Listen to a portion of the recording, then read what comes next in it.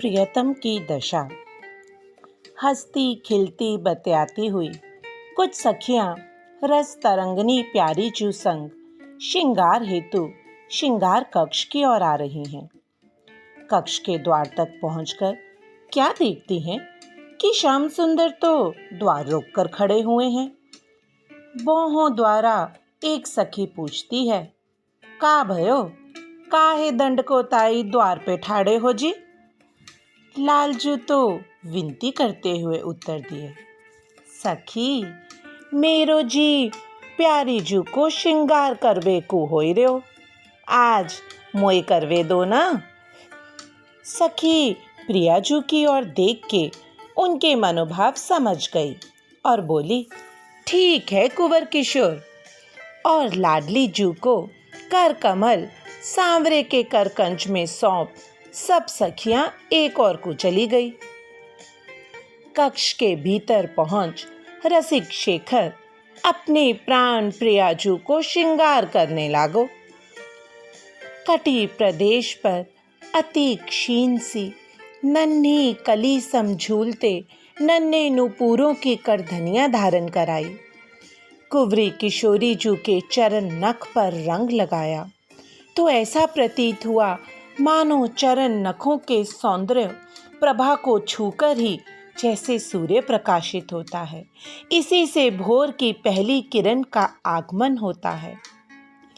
तभी रूप अलंकारिका श्यामाजू विशंबर विमोहिनी मदन मनमोहिनी कोटि चंद्रकाओं और रवियों की आभा को लज्जित करती वह प्रकृति की नन्ही नन्ही अटकेलियों अंगड़ाइयों में मधुमती रस भरती इनकी चारुलता मुख कमल की अद्भुत सुंदर भाव भंगिमाएं मानो प्राण वल्लभ से कह रही हैं, रूप अलंकार मोरे पिय तुम सबही, रूप अलंकार मोरे पिय तुम सबही।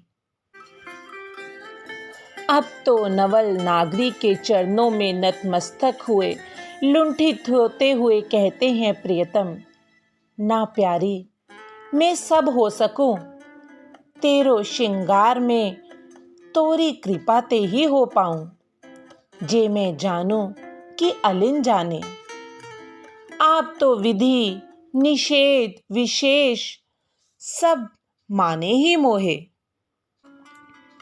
श्रृंगार करते करते श्यामाजू की अद्भुत रूप माधुरी व डोलन चहकन बोलन हसन पर स्वयं प्रियतम छलकते नैन प्याले से दरस कर पलकें मूंद कर उनकी अदाओं रस भीनी कला कलाओं का पान करते करते आज तो लालजू के प्रेम सिंधु में ऐसो भाव तरंग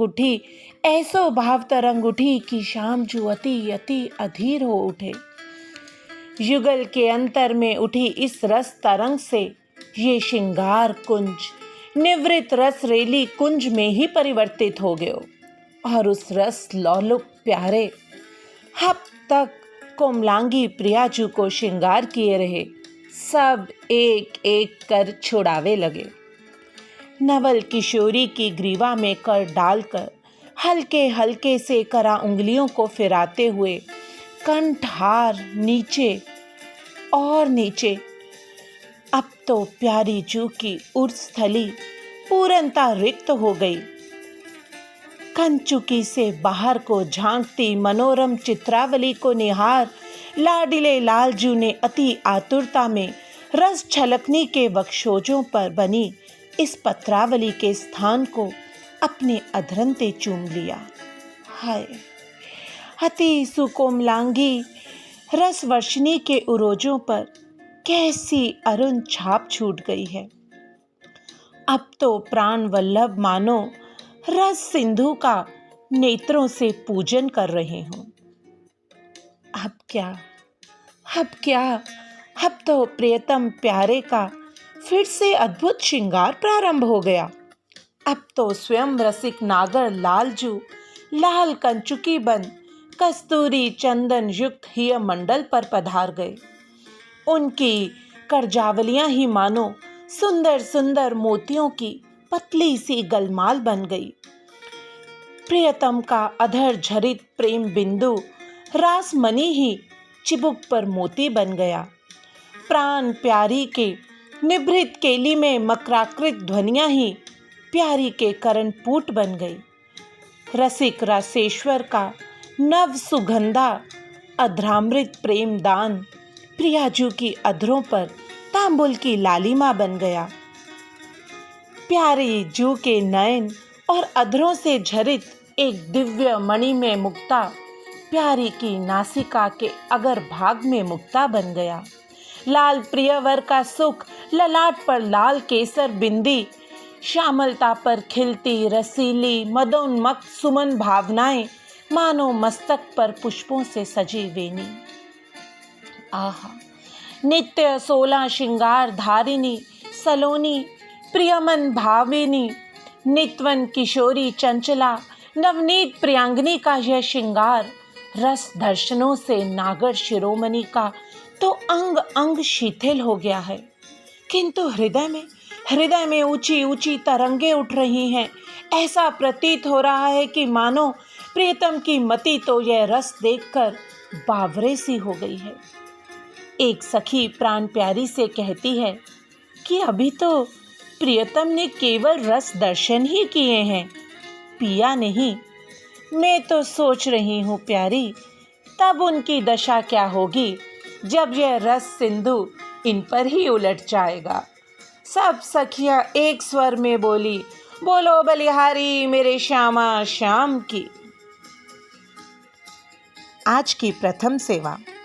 प्रियतम अपनी प्राण प्यारी के श्रृंगार खोलने लगते हैं, तो और कौन कौन से श्रृंगार खोले और उन सुकोमल अंगों पर वो कैसे विमोहित हुए। दूसरी सेवा। आज सखियों ने लाडली जू के कुछ कमलों पर कैसी पत्रावली रची है, जिसे देख प्राण प्यारे अपनी सुध बुध खो बैठे हैं। तीसरी सेवा। जब प्रियतम ने प्रेम में आधीर हो पुनः श्रृंगार प्रारंभ किया, तब आप सखी को उनका कौन सा भाव सुंदर लगा जिससे रसिक शेखर ने लाडली जू को श्रृंगारित किया। बोल श्यामा श्याम की जय।